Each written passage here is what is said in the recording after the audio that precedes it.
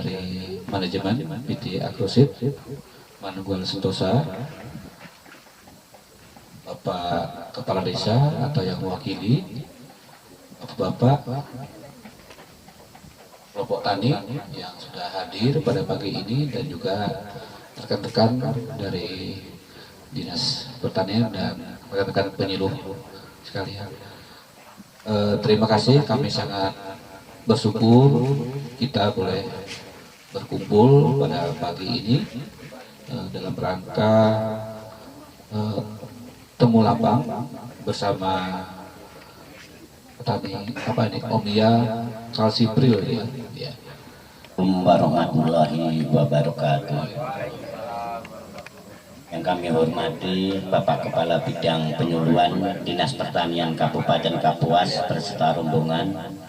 Yang kami hormati Bapak Mas Yudi selaku manajemen PT Agroseed wilayah Kabupaten Kapuas beserta rombongan. Yang kami hormati Bapak Koordinator BPP Tamban Catur. Yang kami hormati Bapak Mantri Tani Kecamatan Tamban Catur. Yang kami hormati Bapak Pengamat Hama Kecamatan Tamban Catur, Bapak Ibu Penyuluh Sekecamatan Tamban Catur. Yang kami hormati Ketua BPD Desa Warnasari, Bapak-bapak peserta temu lapang yang tidak saya sebutkan satu persatu yang saya hormati.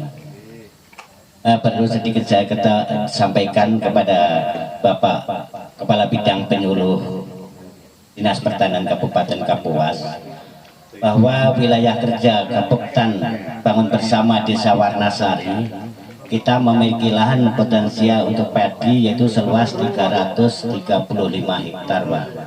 Nah, di MT Okmar ini kita mencapai luas tanam 150 hektar melibatkan 116 petani, Pak. Nah, kenapa kok nggak mencapai luas sesuai dengan lahan yang potensi, Pak? Ini ada beberapa faktor, Pak, yang menyebabkan, yaitu diantaranya salah satu, lahan tersebut tidak memungkinkan untuk ditanami padi unggul, Pak, karena lahan yang merasa ada di ujung saluran sekunder itu adalah lahan yang rendah.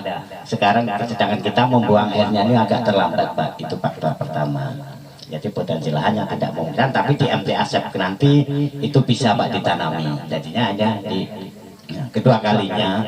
Memang dari faktor permodalan, Pak, perlu kita ketahui bersama bahwa di MT Asep 2022 kemarin kita petani banyak yang mengalami kegagalan panen. Nah, di situ jadi situ faktor modal. Jadi kemauan petani yang memiliki lahan anggaplah 3 atau 4 hektar itu hanya mampu menanam seluas 2 hektar, Pak. Jadi hampir semua petani 80% itu berperan aktif untuk menanam padi unggul, Pak. Di situ. Ketiga kalinya yaitu di sini memang kita terkendala juga di MT Okmar ini, memang curah hujan cukup tinggi, juga air pasang rok sering naik, Pak, ke wilayah persawahan kami. Tentunya kita sebagai petani tidak mengenal lelah, Pak, ingin berusaha bangkit.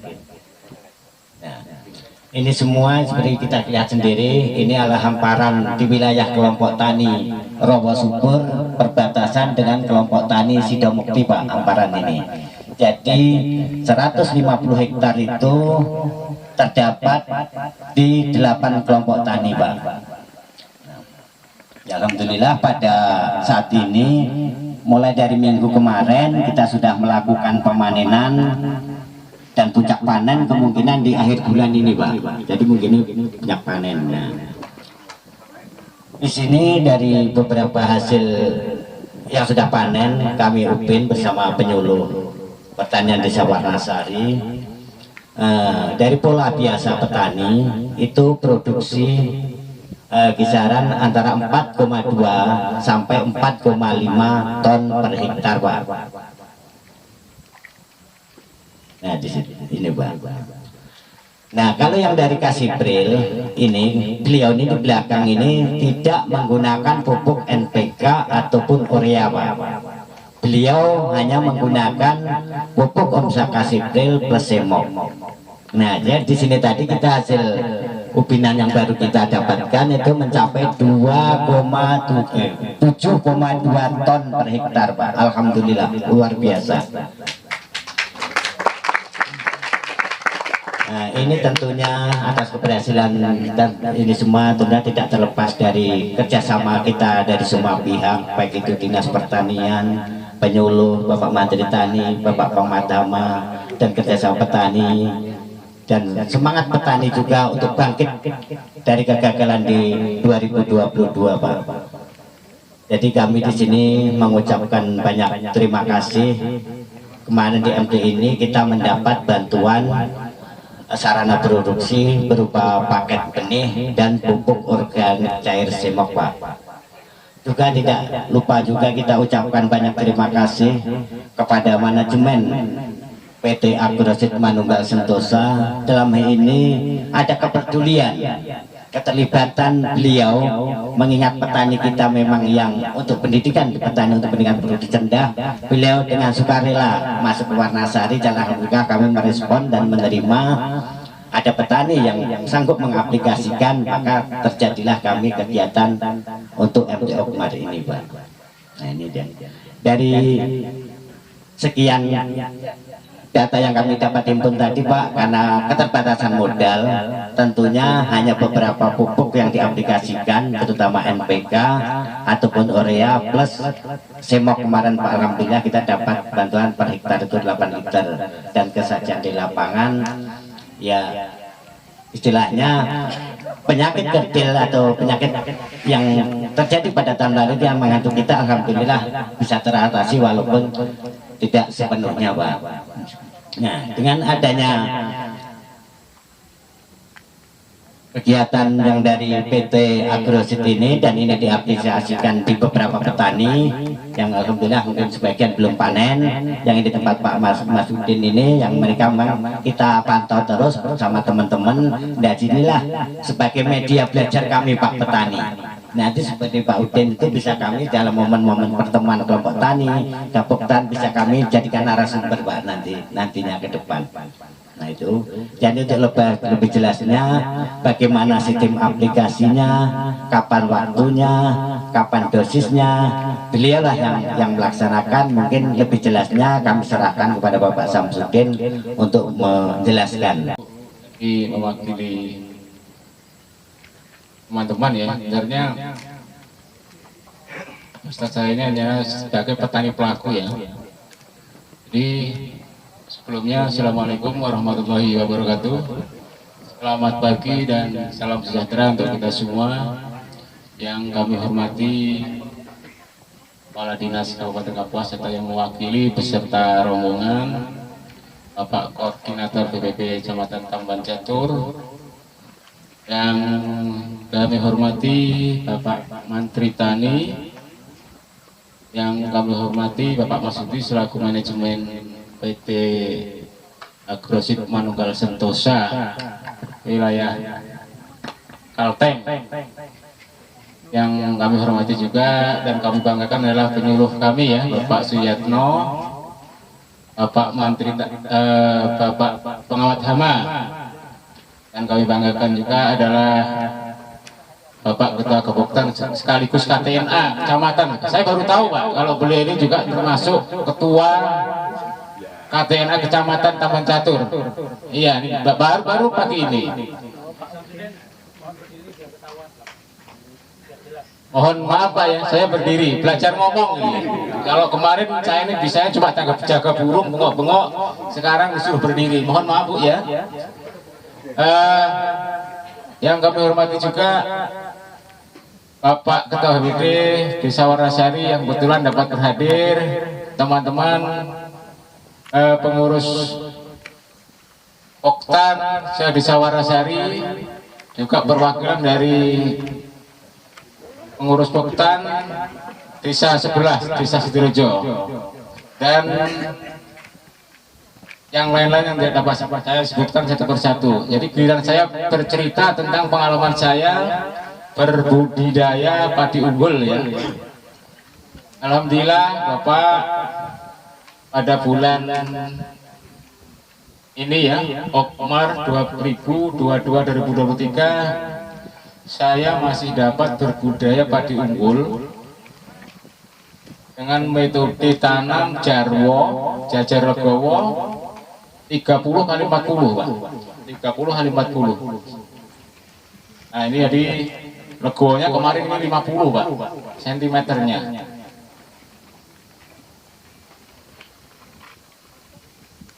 Kemudian kebetulan sampai pada pagi ini, hari ini, umur tanaman saya ini sudah mencapai 117 hari.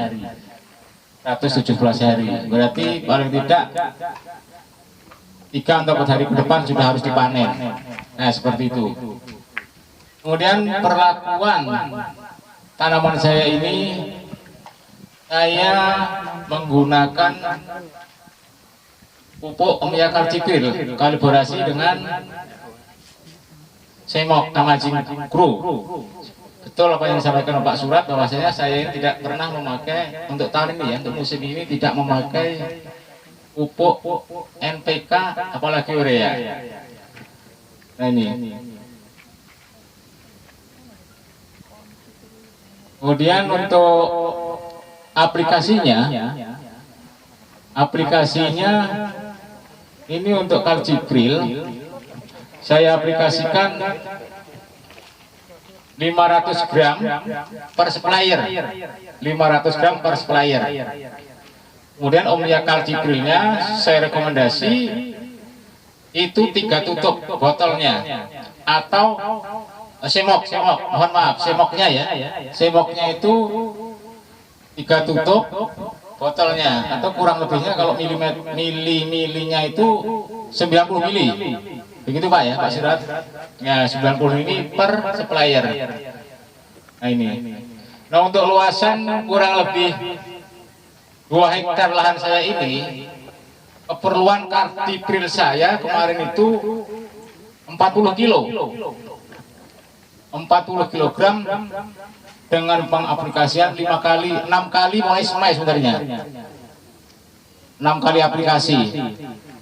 Jadi di semaian itu Pak ya, di semaian itu sudah saya aplikasikan 1 kilo Pak, untuk 8 kilo bibit.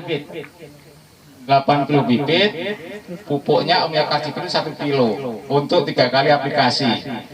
Di umur 4 hari, setelah semai Pak, kira-kira 3 atau 4 cm itu sudah tak tabur itu. Sak semprot Pak, disemprotkan. Itu dengan dosis 1 gelas. 1 gelas itu kurang lebihnya adalah 250 gram per 1 gelas itu. Itu disemai ya. Jadi di semaian saya sudah menyemprot di umur 4 hari itu dengan Omya Kalcipril dengan dosis 1 gelas 250 gram. Terus berikutnya di usia atau umur 7 hari. 7 hari setelah semai. Itu sama dosisnya, yaitu 1 gelas. Kemudian berikutnya yang ketiga kali di umur 10 hari setelah semai. Sama dosisnya. Kemudian untuk selanjutnya pengaplikasian setelah tanam, yaitu di 15 hari. Nah, ini tujuannya kalau menurut saya Pak ya, menurut saya itu adalah sebagai pembenah tanah Kalcipril ini. Sebagai pembenah tanah sekaligus nutrisi. Jadi di 15 hari itu sudah aplikasikan. Kemudian berikutnya lagi aplikasikan di umur padi 25 hari setelah tanam. Nah, ini tujuannya itu apa?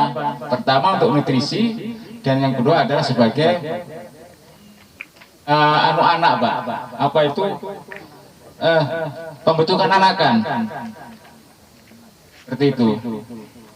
Kemudian berikutnya lagi, selang temponya agak sedikit lama ini. Jadi di usia 60 hari setelah tanam. Nah, pada saat itu bunting muda pada kita ini, ceritanya ngono. Bunting muda, jadi perlu nutrisi itu. Yang paling terakhir di umur 80 hari. Tujuannya yang pertama adalah untuk nutrisi, yang kedua adalah untuk ini pengisian bulir padi, jadi kan padat ceritanya seperti itu. Nah, ini kemudian untuk pupuk semoknya ya, semoknya dengan luasan yang sama kurang lebih 2 hektar ini saya habis 8 liter. Berapa liter, Pak? Itu dengan pengaplikasian 5 kali aplikasi juga itu. Seperti itu. Karena waktu itu agak terlambat datangnya Pak, kita terima pupuk itu agak terlambat, jadi saya dapat mengaplikasikan itu di umur 25 hari setelah tanam. Nah, itu berikutnya di umur 35, 45, 55 dan 65 itu yang paling terakhir. Jadi kalau rekomendasi kemarin semok itu sampai 8 kali, Pak. Cuma saya mengaplikasikan itu cukup 6 kali. Tapi volumenya sama, Pak, 8 liter saya habis untuk 2 ini. Kurang lebih 2 hektar. Ini. Berikutnya untuk pengendalian hama dan penyakit. Jadi saya memakai insektisida Andromeda. Jadi dengan dosis 10 mili, Pak. 10 mili per 1 tangki sprayer. Nih, Andromeda ini ya, menurut saya bagus saja itu. Bagus. Jadi dengan luasan seperti ini saya kemarin menghabiskan 3 botol. Jadi inseknya Andromeda, tidak lupa juga saya pakai perakat Masoil. Ini satu perusahaan kayaknya ini. Seperti itu. Terus kemudian untuk pengendalian jamur. Kemarin saya menggunakan Explore dengan dosis yang sama, yaitu 250 mili per luasan kurang lebihnya 2 hektar. Ini. Jadi waktu itu saya pakai atau menghabiskan 500 mili atau setengah liter barangkali seperti itu untuk fungisidanya. Ini, Pak, sama-sama kita lihat, Pak, ya seperti ini. Saya belum puas, Pak, sebenarnya dengan melihat aja, Pak, ya. Saya akan puas ketika nanti padi saya itu sudah berada di timbangan. Dapat duit? Iya, kalau saya mendengar yang namanya hasil dari ubinan tadi berapa, 7 itu saya marem, tapi saya belum puas. Kalau padi saya belum naik ke timbangan dan dibayar oleh pedagang. Nah, itu, Pak, ya. Ya, Pak, terkait dengan mungkin itu, Pak, ya, yang dapat saya ceritakan tentang pengalaman saya berbudidaya bersama Kartibril. Kebetulan sponsor saya, Pak. Kebetulan, ya, Pak Wasiti, ya. Seperti itu. Nah, terkait dengan produk-produk yang ada ini, Pak, ya, nanti lebih jelasnya akan disampaikan langsung oleh beliau, Pak Masudi, selaku manajemen, ya, manajemen daripada PT Agrosit. Mungkin itu, Pak, dari saya. Mohon maaf apabila ada kekurangan, kehilapan dan kesalahan. Terima kasih. Saya akhiri. Wassalamualaikum warahmatullahi wabarakatuh dan selamat pagi. Terima kasih atas waktunya.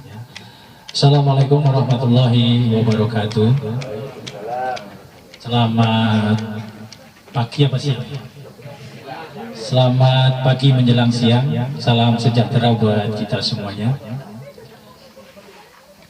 Yang terhormat Bapak Kabid TP dari Dinas Pertanian beserta stafnya.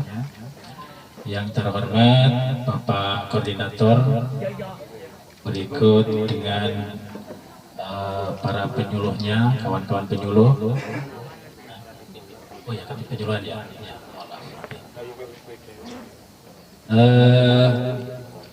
Bapak PPL-nya, ibu-ibu PPL-nya.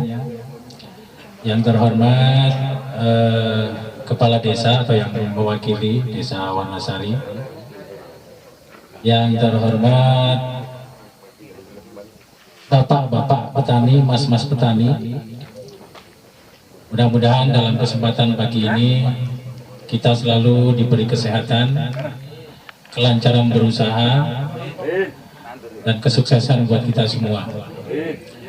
Pertama-tama marilah kita panjatkan puji syukur kehadiran Allah Subhanahu wa Ta'ala, yang mana pada pagi hari ini kita diberikan suasana yang cerah sekali,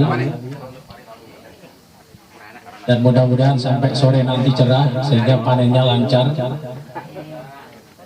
yang diberikan kepada Allah Subhanahu wa Ta'ala.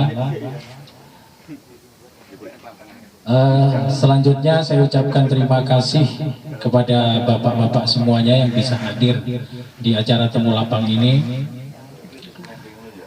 Mudah-mudahan nanti bisa bermanfaat buat kita semuanya untuk menunjang pertanian khususnya di Desa Warnasari, biar lebih maksimal lagi sistem bertaninya.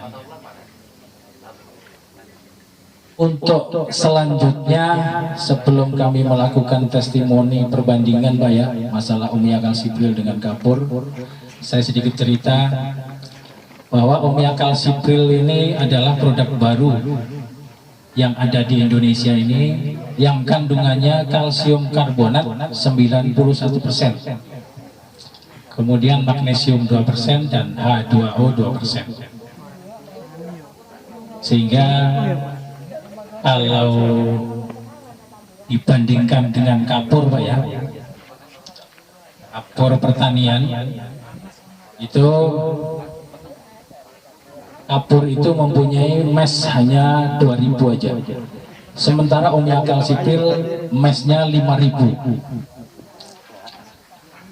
Jadi kalau kita bandingkan 1 dibanding 10 Pak.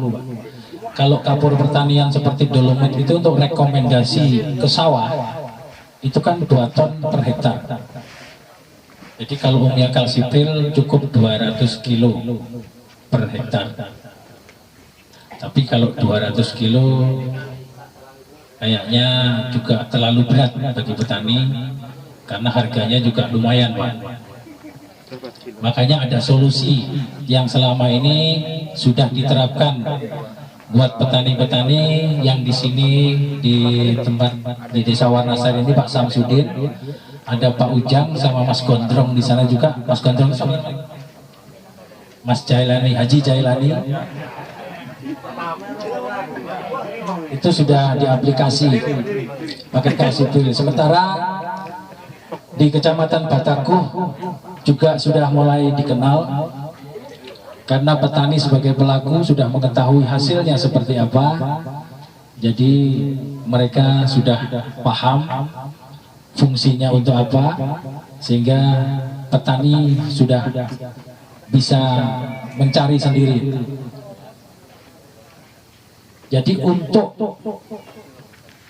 supaya memperingan petani, Umi Akal Sibril itu yang bentuknya pril itu rupanya bisa disemprotkan. Kalau yang tanah atau sapa di kita yang sudah terkena asam-aseman, artinya kita tanam sudah mulai asam-aseman itu Pak, itu rekomendasinya 2 kilo per tangki. Noxelnya jangan pakai yang kabut Pak, noxelnya yang agak besar. Ya, jadi tujuannya ke tanah, perbaiki dulu tanahnya, karena kita tahu bahwasanya Kalimantan tanah gambut pasang surut ini adalah endemik dengan zat asam tinggi. Kalau kita perlakukan, misalkan pH tanah kita sudah antara 5 ke atas, itu cukup kita semprot aja dengan rekomendasi 3 gelas ini Pak per tangki. 13 ini per tangki itu sebagai pembenah tanah, pupuk dasarnya. Jadi sebelum kita tanam boleh, ataupun sebelum pemupukan pertama, paling tidak 3 hari sebelum pemupukan. Misalkan sampean pakai pupuk NPK, jadi NPK aplikasi semprot pakai Umi Akal Sibril dulu, kemudian pakai NPK-nya. Sudah tanpa urea lagi Pak, karena kita tahu Pak, ingat saya tahun 2014 waktu program GPTTT di Batako, waktu itu bantuan benihnya hibrida sembada. Bu Susi mengingatkan saya, Bu Susi Susilawati dari BPTP mengingatkan saya, Pak Masudi hati-hati untuk merekomendasikan pupuk, karena tanah kita ini kandungan N-nya sudah tinggi, kandungan P-nya sedang, kandungan K-nya kecil. Jadi pesan Bu Susi saya terapkan sampai sekarang, Pak. Jadi saya tidak pernah merekomendasikan petani untuk tanam padi ini memakai urea, karena urea dalam NPK itu sudah lumayan tinggi. Karena kita pahami bahwasanya zat asam kalau kita kasih pupuk urea itu semakin asam.